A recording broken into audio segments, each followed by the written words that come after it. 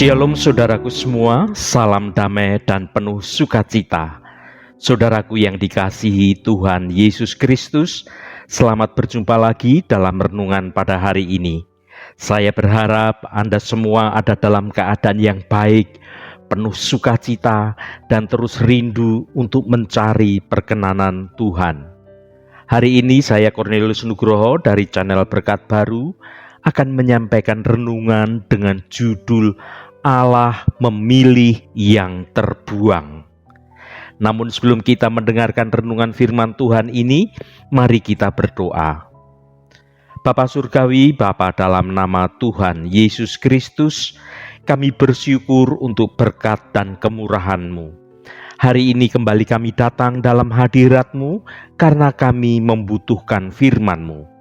Senantiasa kami bersyukur atas semua penyertaan dan pertolongan Tuhan dalam hidup kami. Sungguh kami merasakan bahwa semua itu adalah karena anugerah Tuhan saja, dan kami mau memakai setiap kesempatan yang Tuhan berikan untuk melakukan perkara yang baik seturut kehendak Tuhan. Bapa, saat ini kami mau mendengarkan sabda kebenaran firman-Mu. Berkati kami dan urapi kami, supaya kami mengerti dengan pengertian yang diperbarui, dan kami senantiasa taat pada setiap kehendak-Mu. Di dalam nama Tuhan Yesus Kristus, kami naikkan doa ini ke hadirat-Mu. Haleluya, amin. Saudaraku yang terkasih, jika Tuhan berkata, "Saya sedang mencari seseorang untuk membantuku mencapai rencana dan memenuhi tujuanku," apakah Anda merasa memenuhi syarat atas pencarian Tuhan pada pribadi yang mau membantu memenuhi rencana Tuhan? Tidak banyak dari kita akan mengangkat tangan. Nyatanya, Allah tidak selalu memanggil orang yang pintar dan berkualitas. Tuhan juga memanggil orang yang lemah, orang yang dianggap sebelah mata, bahkan orang-orang yang terbuang oleh dunia ini. Ketika malaikat Tuhan datang memanggil Gideon untuk menjadi pemimpin tentara Israel, saat itu Gideon sedang bersembunyi di tempat pemerasan anggur untuk mengirik gandum. Ia begitu ketakutan. Gideon sangat takut musuh-musuhnya datang merampas makanan dan mungkin bisa membunuhnya. Tetapi malaikat Tuhan menyapa Gideon dan menyebutnya pahlawan yang gagah berani. Kita bisa membayangkan Gideon saat mendengar sapaan dari malaikat itu yang menyebutnya pahlawan yang gagah berani.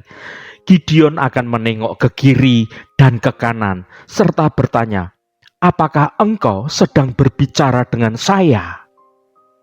Masakan seorang pahlawan gagah perkasa bersembunyi dari musuhnya? Mari kita baca 1 Korintus pasal 1 ayat 27. Tetapi apa yang bodoh bagi dunia, dipilih Allah untuk memalukan orang-orang yang berhikmat. Dan apa yang lemah bagi dunia, dipilih Allah untuk memalukan apa yang kuat. Saudaraku, seringkali dunia ini menilai seseorang berdasarkan status sosial, berdasarkan kekayaan, dan juga kecerdasan atau kekuatannya. Namun Allah memiliki cara pandang yang berbeda. Dalam ayat ini, Paulus menyatakan bahwa Allah justru memilih orang-orang yang dianggap terbuang oleh dunia untuk menunjukkan kuasa dan kasih-Nya. Yang pertama, Allah memilih yang bodoh. Paulus mengatakan bahwa Allah memilih apa yang bodoh bagi dunia untuk memalukan orang-orang yang berhikmat.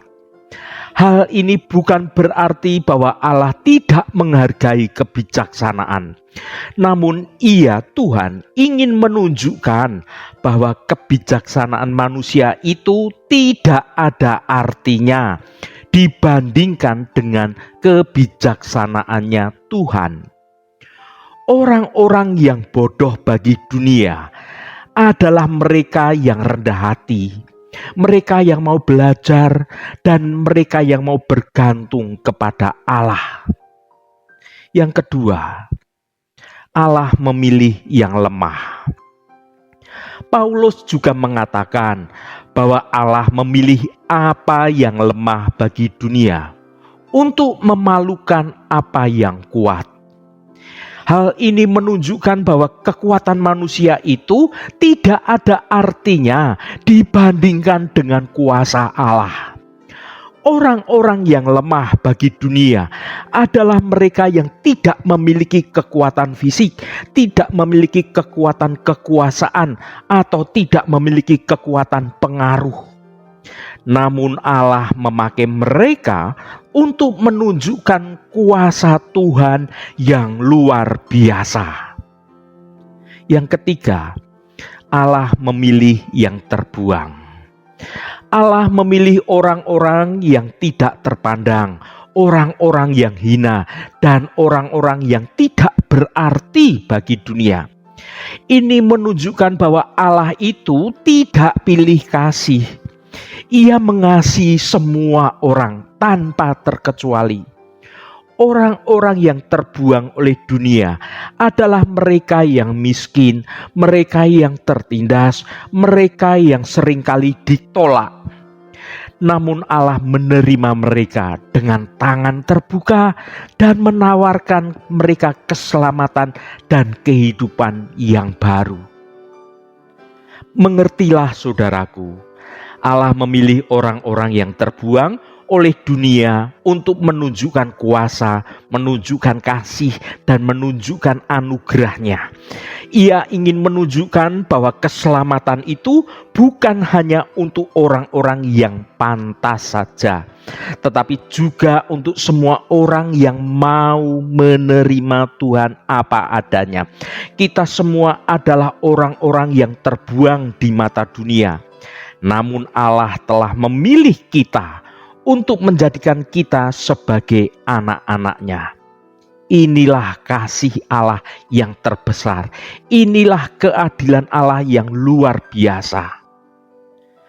Oleh karena itu saudaraku, marilah kita hidup dengan penuh rasa syukur dan terus bersandar kepada Allah. Bagaimana cara Allah menunjukkan kuasa dan menunjukkan kasih-Nya melalui orang-orang yang terbuang. Saudaraku, ketika dunia seringkali menilai seseorang berdasarkan status, berdasarkan pencapaian, dan juga ketepatan mereka dalam mengikuti norma-norma dunia, mereka yang dianggap tidak memenuhi standar tersebut bisa dengan mudah oleh orang dunia dicap sebagai orang terbuang, orang yang dikesampingkan, orang yang dipandang sebelah mata. Namun Allah justru bisa menunjukkan kuasa dan kasih-Nya yang luar biasa melalui orang-orang yang dipandang terbuang oleh dunia. Sesungguhnya Allah tidak terikat pada penilaian manusia dunia.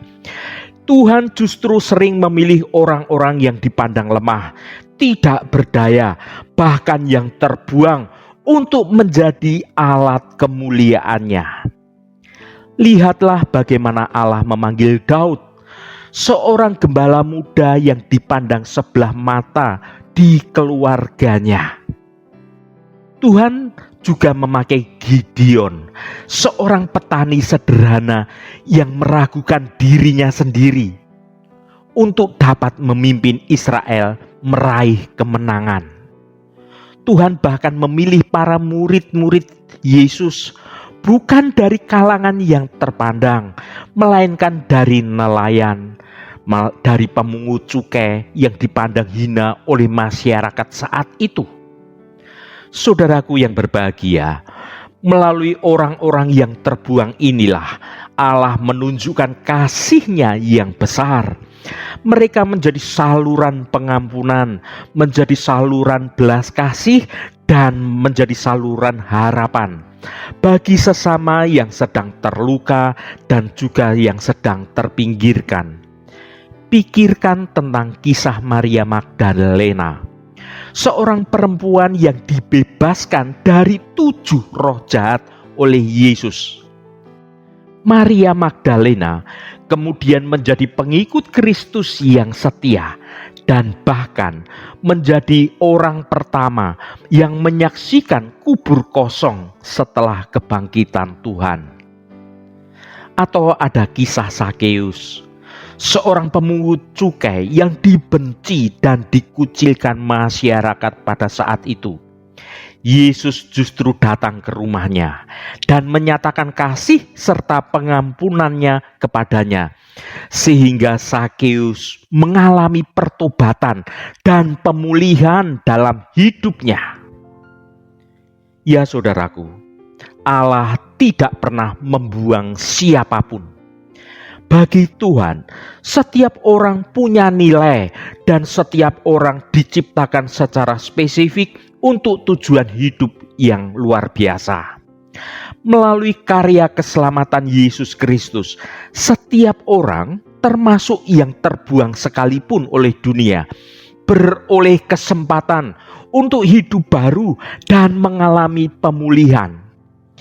Kisah Paulus, dia seorang penganiaya jemaat mula-mula, menjadi bukti nyata bagaimana Allah sanggup mengubah hidup seorang yang sebelumnya dianggap terbuang menjadi rasul yang membawa Injil ke seluruh dunia. Saudaraku yang diberkati Tuhan, Allah tidak melihat seperti kita sebagai sesuatu yang remeh. Tetapi kita ini pribadi yang berharga di mata Allah. Kita cenderung melihat berdasarkan kekuatan dan kemampuan sendiri. Tetapi Allah melihat apa yang bisa kita capai bersama dengan Tuhan di dalam kekuatannya Tuhan. Yakub seorang penipu, Musa orang yang gagap dalam berbicara. Ada Sarai wanita yang mandul. Ada Daud yang hanya seorang gembala yang menggembalakan hanya beberapa ekor kambing domba. Ada Rahab seorang pelacur. Ada Petrus seorang nelayan biasa. Dan ada Paulus, dia adalah pembunuh dan penganiaya jemaat mula-mula. Meskipun mereka mungkin dipandang sebelah mata oleh dunia saat itu, tetapi Allah memilih mereka menjalankan misi ilahi yang luar biasa. Allah memilih apa yang lemah bagi dunia untuk mempermalukan apa yang kuat bagi dunia. Dan inilah berita baik itu.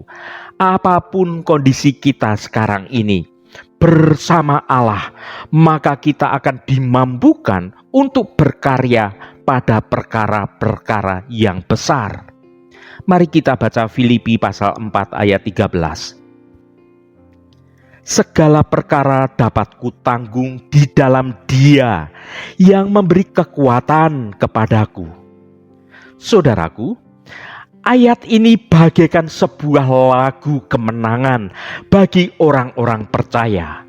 Di tengah berbagai tantangan dan rintangan hidup, Paulus, sang penulis surat Filipi ini, meyakinkan kita bahwa Allah memberikan kekuatan untuk kita menjadi pemenang. Kekuatan yang Paulus sebutkan ini bukan berasal dari kemampuan manusia, tetapi ini adalah kekuatan yang Allah sendiri berikan kepada kita. Jadi kekuatan ini berasal dari Allah. Kekuatan ini melampaui batas kekuatan fisik, melampaui batas kekuatan mental, dan melampaui batas kekuatan emosional kita. Ketika kita bersandar sepenuhnya kepada Allah, maka Tuhan akan memberikan kekuatan untuk kita. Kekuatan ini dapat kita pakai untuk menghadapi berbagai situasi sulit seperti sakit penyakit, kehilangan, dan juga masalah keuangan. Kekuatan ini juga untuk bisa mengatasi pencobaan dan juga mengatasi atas segala godaan dosa. Kekuatan ini juga untuk menjalani hidup dengan penuh sukacita dan damai sejahtera, bahkan di tengah-tengah penderitaan sekalipun. Kekuatan ini juga untuk melakukan kehendak Allah dan menyelesaikan panggilan Allah dalam hidup kita. Sumber kekuatan Allah yang tersedia bagi semua orang yang percaya kepadanya. Saudaraku, ketika kita merasa lemah dan merasa lelah, ingatlah bahwa Allah selalu menyertai dan memberikan kekuatan untuk kita dapat menjadi pemenang. Percayalah kepadanya dan andalkan kekuatan Tuhan dalam setiap situasi hidup ini. Tuhan memilih orang-orang yang rendah di mata dunia untuk menjadi orang-orang yang tampil membawa perubahan. Haleluya, Tuhan memberkati kita semua. Mari kita tutup renungan ini dengan berdoa.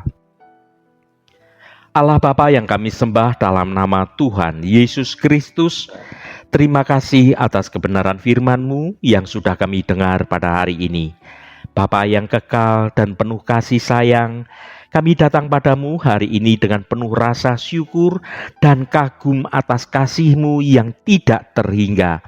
Kami merenungkan firman-Mu ini Tuhan, di mana Engkau menyatakan bahwa Engkau memilih yang lemah, memilih yang bodoh dan yang hina di mata dunia untuk mempermalukan yang kuat dan yang berhikmat dalam standar dunia. Ya Tuhan, kami seringkali terperangkap dalam pemikiran manusia yang menilai orang lain berdasarkan status sosial, berdasarkan kekayaan, kecerdasan, atau penampilan mereka. Kami lupa bahwa Engkau tidak melihat seperti manusia melihat. Engkau melihat hati dan Engkau memilih orang-orang yang tidak terduga, yang dianggap tidak penting oleh dunia ini. Tuhan, sungguh kami bersyukur bahwa Engkau tidak memilih kami berdasarkan prestasi atau kemampuan kami dengan standar-standar dunia. Engkau memilih kami karena kasih-Mu yang besar dan tanpa syarat. Engkau telah mengangkat kami dari lumpur dosa dan mengangkat kami menjadi anak-anak-Mu. Tuhan, kami mohon kepadamu, berikanlah kami hati yang rendah hati dan penuh kasih seperti Engkau. Tolonglah kami Tuhan, untuk melihat orang lain dengan cara pandang Engkau dan untuk menghargai mereka bukan berdasarkan apa yang mereka miliki, tetapi berdasarkan siapa mereka di dalam Engkau. Tuhan, kami berdoa bagi mereka yang merasa terbuang, yang merasa tidak dihargai dan merasa tidak diterima oleh dunia ini. Berikanlah mereka harapan dan kekuatan untuk melalui segala kesulitan itu berdasarkan kasih-Mu saja Tuhan. Bukalah mata mereka untuk melihat bahwa Engkau mengasihi mereka dan bahwa mereka memiliki tempat yang istimewa di dalam kerajaan-Mu. Ya Tuhan, kami bersyukur atas kasih-Mu yang menyelamatkan dan mengangkat kami. Kami ingin hidup untuk memuliakan nama-Mu saja dan untuk menunjukkan kasih-Mu kepada semua orang, terutama kepada mereka yang merasa terbuang. Terima kasih Tuhan. Tuhan, kami serahkan hidup kami, pakai kami untuk melakukan kehendak-Mu atas hidup kami. Biarlah di sepanjang hidup kami boleh memuliakan nama Tuhan di tempat kami bekerja, di tempat kami belajar, di tempat kami beraktivitas, dimanapun kami berada. Biarlah kami memakai hidup kami untuk memuliakan nama Tuhan saja. Tuhan Allah Bapa kami, berkati setiap mereka yang saat ini selalu setia mencari hadirat Tuhan. apapun pergumulan dan persoalan dari saudara-saudara kami. Pada kesempatan ini kami percaya dengan segenap iman kami di dalam nama Tuhan Yesus Kristus selalu ada jalan keluar. Yang mengalami masalah dalam hal keuangan, soal sakit penyakit, yang mengalami masalah soal kekhawatiran akan hari tuanya, soal kerinduannya untuk memiliki anak dari buah perkawinannya, apapun masalahnya, Tuhan turut bekerja mendatangkan mukjizat dan mendatangkan kebaikan dalam hidup saudara-saudara kami semuanya. Berkati mereka yang sekolah, yang kuliah, yang bekerja, yang berdagang, dan melakukan usaha-usaha lainnya. Dimanapun mereka berada, Tuhan akan berkati dan Tuhan jadikan mereka berhasil. Bagi saudara kami yang sedang terbaring sakit, biarlah Tuhan akan menjamah dan memberi kesembuhan dalam nama Tuhan Yesus Kristus. Saudara-saudara kami yang sedang sakit akan menerima kesembuhan yang datangnya dari Engkau. Bagi saat ini, bagi mereka yang sedang berulang tahun, Tuhan, berkati mereka yang hari ini berulang tahun. Engkau tambahkan 1 tahun lagi. Terima kasih Tuhan buat anugerah-Mu, umur panjang di tangan kanan, dan kekayaan serta hormat di tangan kiri.